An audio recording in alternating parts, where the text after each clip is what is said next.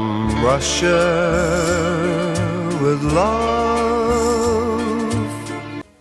Hello and welcome to day 4 of Bondcember. Today we will be talking about From Russia with Love, Comrade. My name is Tom. I am Joe.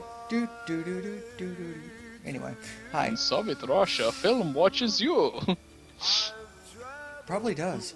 So this is sort of the first Bond film with those lovable friends from the Communist Party. Except they're not from the Communist Party, they're from SPECTRE. Because of course they are. Yeah. It's this one where they've clearly watched a couple of Hitchcock films, and they want to do that. They don't quite have Hitchcock money because the series isn't there yet, but they've clearly, they've clearly watched North by Northwest, which came out before this, and they've probably watched Strangers on the Train, and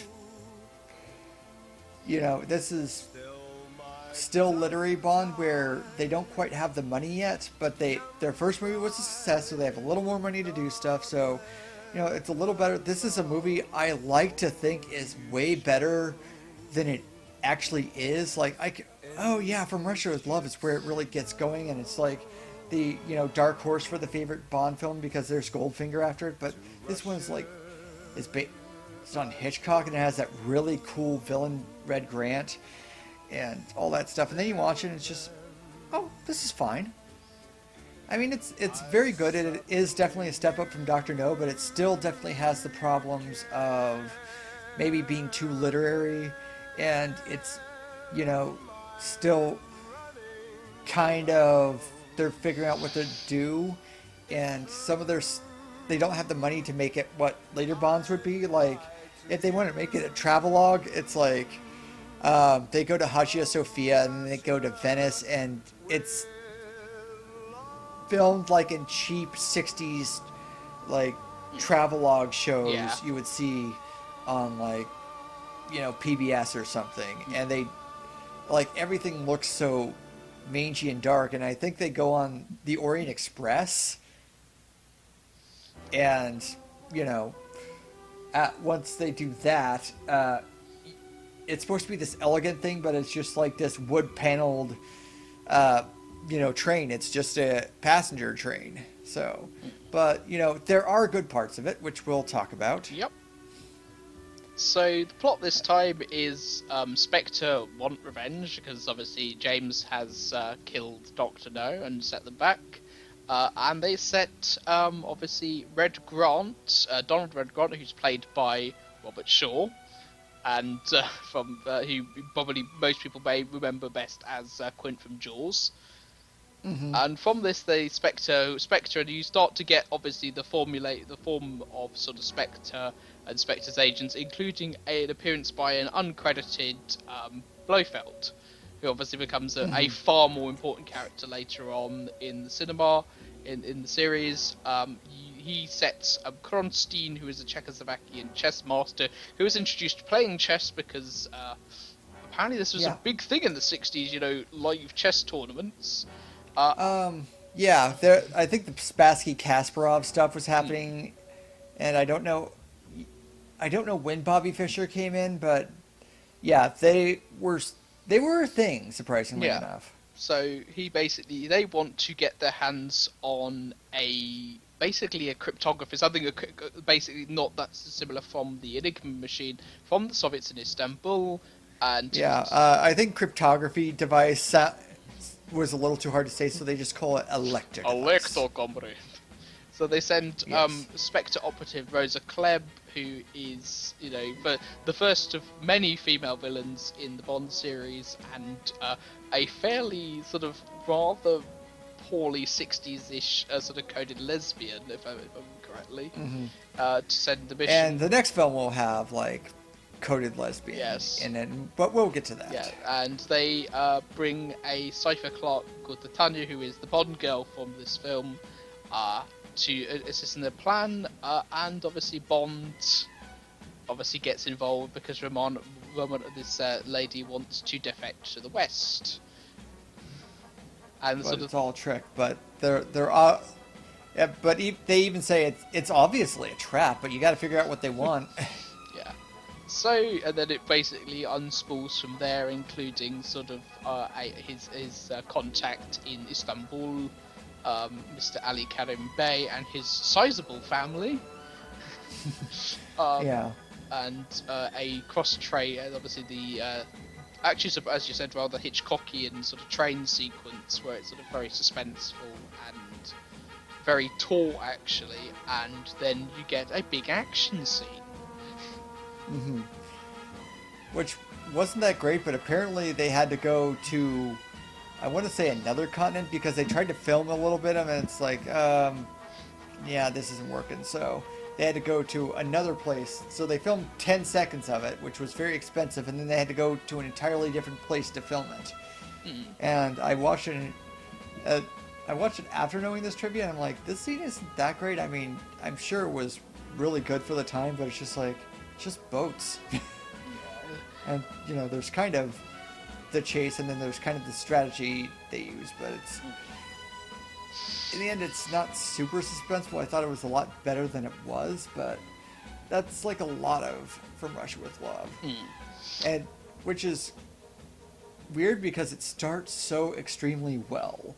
Like, they have Red Grant in this training facility, and there's a person playing James Bond in like a James Bond mask who is hunting around, and then the top of the movie is it's supposed to look like James Bond gets killed, and then it's like, oh, they take off the mask and it's this mustache guy, but it's like, oh, you did a good time.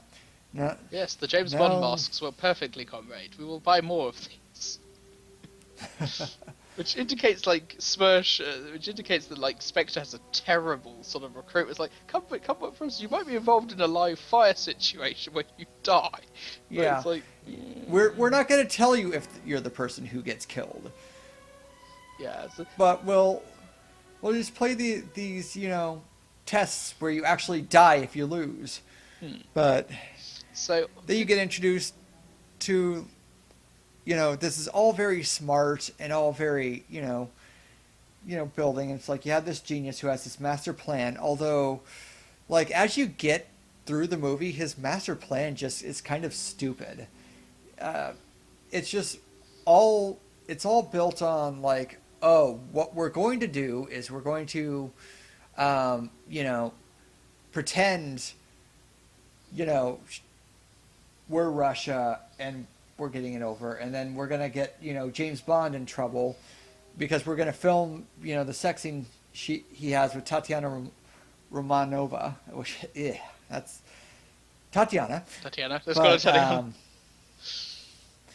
So they're gonna film that, and they're gonna blackmail him, and then the whole time they're playing all sides against the center. Then they're gonna take off with this, and maybe there's war with the U.S. and Russia. And then they have the Lecter device, and then they have everything on everyone. But as it plays out, it's kind of, there's not really a plan here. There's the plan is to trick Bond. How are we going to trick Bond? We're going to plan is to trick Bond. And it's interesting. And then it's just like, and all pieces do not account for the fact that James Bond's penis reprograms women. That's the only thing I can think of how this works. So you have Tatiana, who is very loyal to Russia, but, being with Sean Connery changes that. I think, although, to be fair, a lot of women would agree. You could talk to my mother, and you're just like, well, I would do whatever Sean Connery would say.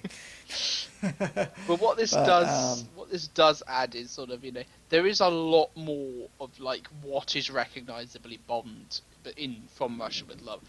Starting with obviously the introduction of the character who is in like pretty much every film from now until I believe it's Tomorrow Never Dies, with which is obviously Q, and obviously from Q you get the sort of the quintessential Bond gadgets, which obviously from the next film builds upon far more. It starts modestly. Like, it's just a briefcase that has a lot of cool things. You can have money in it, and then it explodes if you don't open it right. And, it has all sorts of neat things. And, obviously they don't introduce the gadget if they don't use it. It's kind of Chekhov's gun of the James Bond series. It's like, we're not going to show you the gadget unless it's either a joke, like later there's a weapon they designed for the Americans called the Ghetto Blaster, which is a rocket launcher that, plays cassette tapes. Does he ever use the knife? I But can't remember if he ever uses the or knife. it's the ones that are super useful. Because I swear there's a knife in the case, and I don't think he ever uses it. I'm trying to remember if he uses it now. Anyway. And then they have Red Grant, who is probably the best part of the movie because he is this, imposing figure, but he's also smart. He is even smarter than the, chess expert who is trying to play all these things of this plan that doesn't really feel like it's much of a plan. And then, but he actually has a plan of killing, to get the Lecter device after James Bond has gotten it. He's going to kill this guy who has, James Bond is supposed to contact, but he figures out, the proper contacts, and then he disguises himself, and then they go on their way, and they kind of, feel himself out until they can steal the device. But, it comes to these, another, cliche of the James, or trope of the James Bond is like the villain cannot get away with it without letting James Bond know everything. So, Yeah, you have to know that I, Donald Red Grant, have gotten the best of you, and that gives James Bond more than enough time to get the best of him. Yeah. The inevitable villainous monologue where the villain reveals their entire and plan it in excruciating detail. It's like, oh, I want. And they shouldn't. And most of the time, they don't even need to, as we'll talk about that when we get to Goldfinger. But so they have this strangers on the train. I mean, that wasn't what happened, but they have the suspenseful scene where Red Grant has to jump on Bond, and all he has to do is pull the trigger, and Bond's dead, and Bond has to figure out how to get around it. So this scene was really good when I first watched it, but it on subsequent viewings when it's like, oh yeah, it's the briefcase. You're gonna get to the briefcase because they have to get to the briefcase. But it's still a really good scene between two really good actors. Yeah, definitely. Shaw is exceptionally good in this, and it's sort of actually. It's interesting that this is something that the Bond series doesn't do as a whole lot. The people who are, that perfect match of the muscle and the brain, where it just goes, okay, and obviously GoldenEye does this in the figure of obviously Sean Bean's character, who is another 00 agent. But it's interesting that the Bond series to date has very rarely done, this is basically a mirror image of Bond. This is Bond gone to the bad. And then it goes along with the tropes. Like next time they're going to, introduce the tropes where there's, the brains and the brawn, and there's not this where everybody's a bit of both occasionally, or there's stuff like that. But so what are your thoughts on this generally then from Russia with Love? I really like it, but it's not as good as I think it is in my head, because obviously this Bond is a reactionary, so they're kind of copying Hitchcock, but there's a couple things missing. You kind of know how Bond's going to get out of the situation within the train car, and then there's the helicopter scene, which they clearly stole from the crop duster from North by Northwest, and the helicopter scene is very forgettable. I watched it, and it's just it's a lot of editing tricks and Bond jumping around, and then it's just it kind of ends. Yeah, I'm just gonna fly this helicopter around and just drop grenades out of it. Yeah. And then it happens later, but it's really the train car is kind of the ending of the movie, but it just keeps going for another 20 minutes or so. Yeah. So you have this helicopter, and then you have the boat stuff, which is like, yeah, those are certainly boats, and then Bond has a slow plan to get away from everybody, and to freedom, and to Venice, to the West, officially, because currently he's trying to get out of, like, the in between where the Russians and the West are trying to, stake their claim, which would get extreme in the 80s, but they're trying to get out of this place where the Russians can still get them and Spectre can still get them, and they're trying to get to Venice, and then they have this last boat chase to get to freedom, and it's it's okay, and then they go to Venice, and it's really like brown, bland Venice, and I've seen at least decent looks at Venice. I mean, it's even polluted, and it's a beautiful city, and it just does not scan here. No, it's just like we've got some like footage we've shot for like a travel documentary we could splice into this while we shoot in Pinewood. We don't have the money to go to Venice. So, and then they have like this very weird ending where they have the sex tape with Bond and Tatiana, and then he's just like removing it. It's like, what was that? Oh, it's nothing. And then they have these obvious insert shot of a stunt double, like, taking out the tape. And then it's like, well, that's that. Yeah.